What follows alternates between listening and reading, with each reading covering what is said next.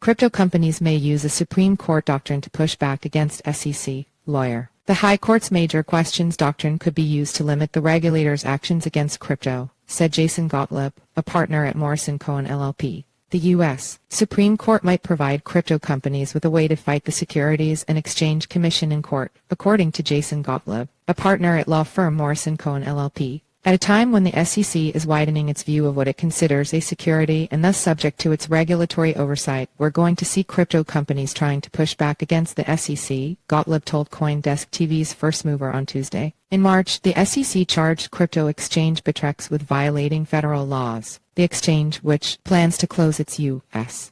platform on April 30, said it would take the regulator to court if the agency did not make a reasonable settlement offer. Gottlieb said crypto companies may try to hold off the SEC using the U.S. Supreme Court's major questions doctrine, which holds that regulators can't exceed their authority. The High Court last used the doctrine in 2022 in a 6-3 decision involving the Environmental Protection Agency on whether it had the authority to issue an emissions cap on greenhouse gases. Chief Justice John Roberts, writing for the majority, said no, and that it was up to Congress to provide EPA with clear authorization for such actions. What the Supreme Court has instructed is that administrative agencies, which are a branch of the executive department, are not allowed to take views that will affect major questions of the United States economy, Gottlieb said. So when it comes to crypto, that's for Congress to set the law, not for the SEC to say we believe the law should be no crypto, he added. The U.S.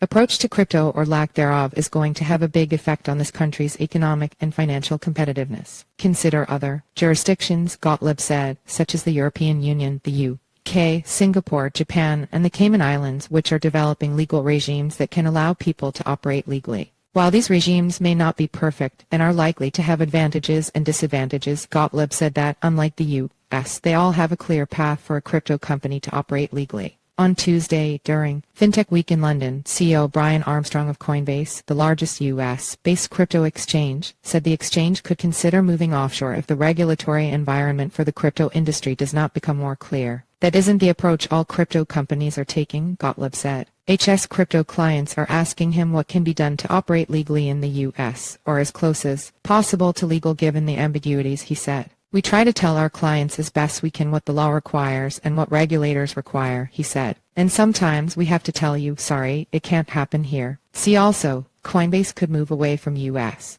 if no regulatory clarity, CEO Brian Armstrong.